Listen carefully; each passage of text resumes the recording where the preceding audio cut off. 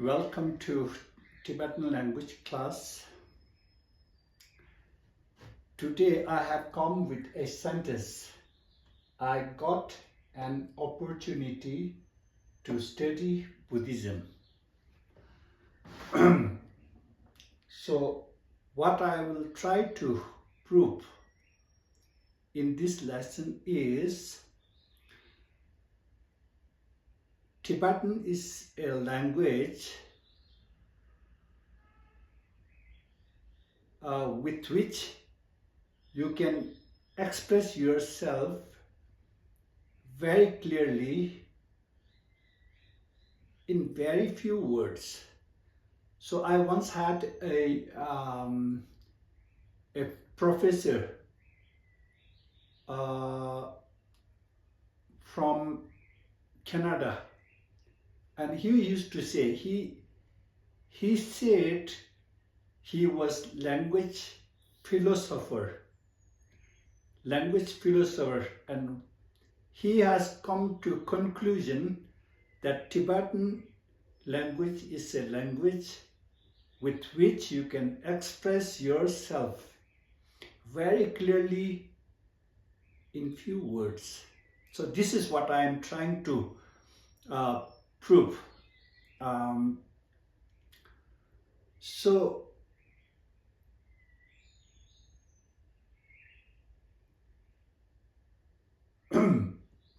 So we learned our language instinctively.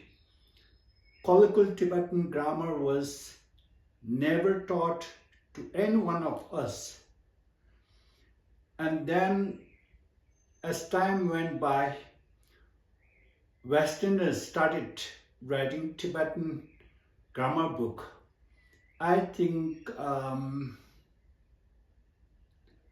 Goldstein was the first, if I'm not wrong. And then Nicolas Tournade, a French scientist, he wrote a Tibetan grammar book. And then Francisca, a lady from Switzerland, she wrote a spoken Tibetan grammar book. And no Tibetan tried to explain their own language. And when I first started teaching at Manjushri Institute in Darjeeling, I didn't have any experience. So from the scratch, I had to do research. Why do we say this way and that way? What is the difference? And I did 25 years of research on my own language, which I already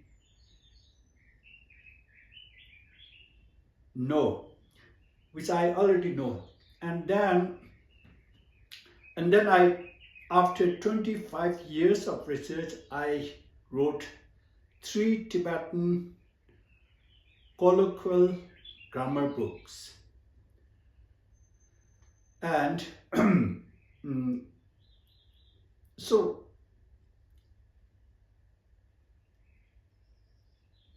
Tibetans, it appears to me, don't have investigative mindset. They wait for ready-made answers. So when I was in Nepal teaching at Rangjung Institute, a monk came with one of my Western students, and he wanted to teach him how to teach colloquial Tibetan grammar. So this is how we Tibetan depends on others. They want others to teach them. They don't want to use their own brain. So investigative mindset is lacking in our community. And after I wrote three colloquial grammar books. Very few Tibetans are interested in buying a colloquial Tibetan grammar book. Um, so, like, they lack curiosity. And my objective of teaching Tibetan uh, through YouTube was to reach out to the Tibetan children who are in the West and don't get opportunities to speak or to learn Tibetan. But they didn't show much interest so far. So whatever, most of the students are learning from my YouTubes are Westerners and Nepali speaking students in Nepal and my local students. It's very sad that Tibetans don't have any interest in their language. So okay, anyway, now I got an opportunity to study Buddhism. So you can express this in few words. So the full sentence is, I got an opportunity to study Buddhism.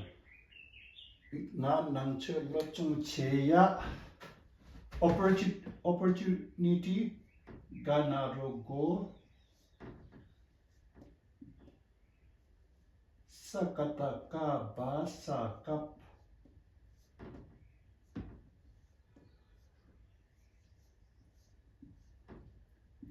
kokap ragarak ma bayata chashachu chunga chung nga nangche lopchung cheya kokap rak machung. Now this can be shortened. Like in English, I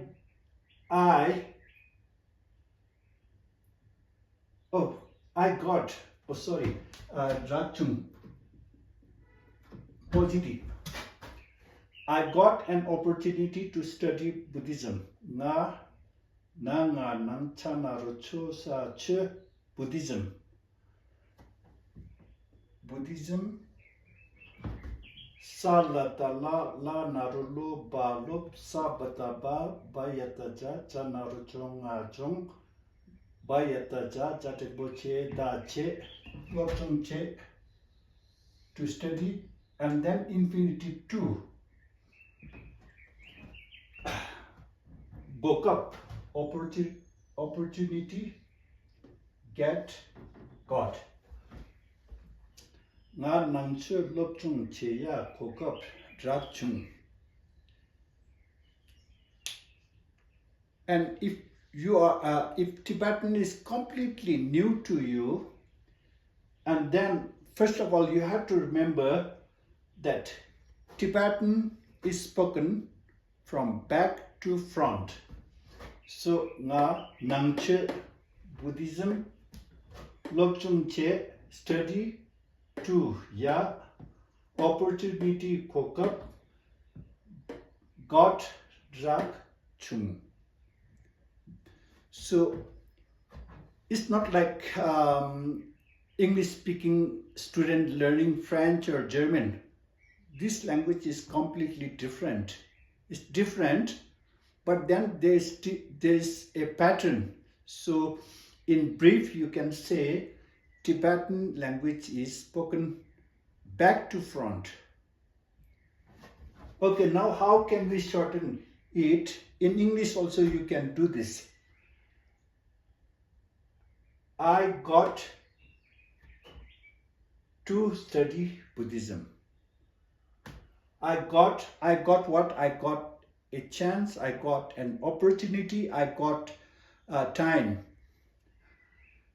And now, now I'll shorten this. by taking out gokap and then get ragarak bayata chasa chuma chung.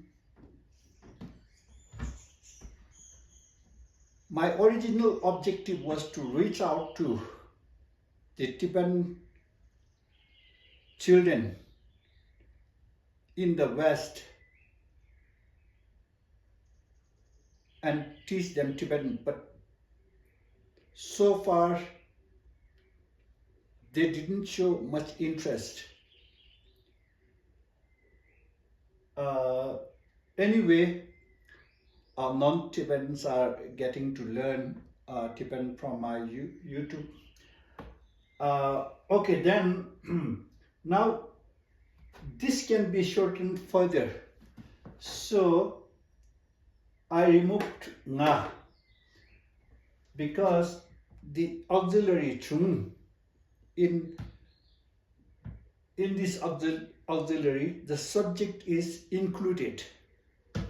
So I removed nga, nangche lokchung cheya,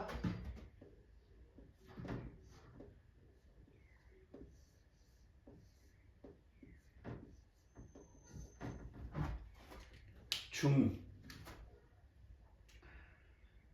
So you don't have to say I all the time, because most of the time the subject is hidden in the auxiliary, most of the time. So nangche lokchung cheya chung.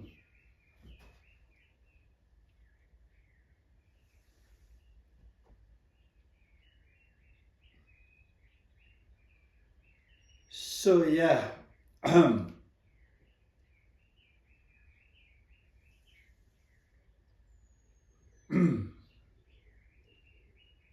So if you are Tibetan and if you happen to see this video, please let others know that I teach Tibetan from my YouTube channel. And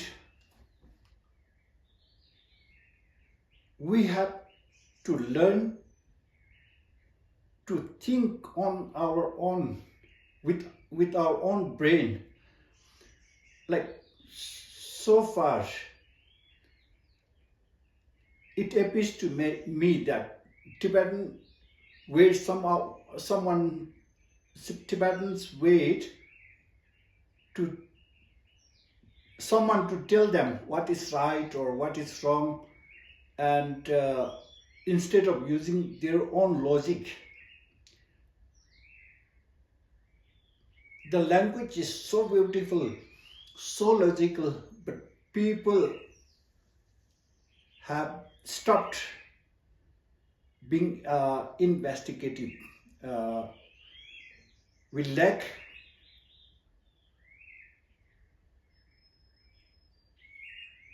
investigative mindset. So yeah, so my point is, I'm trying to prove that the professor was right when he said Tibetan is a language with which you can express yourself clearly in very few words. So if you are a beginner, just get the general idea. First of all, you have to know that Tibetan language is spoken back to front. And second thing, if you are beginner, you don't necessarily have to mention I all the time, because the subject is hidden in the auxiliary.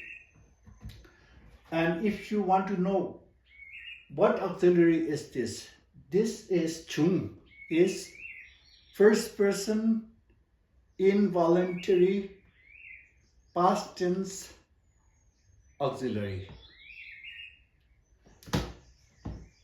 Yeah, so I hope you uh, gained something from this lesson, and please like it, share it, comment on it, so that this lesson will get more exposure.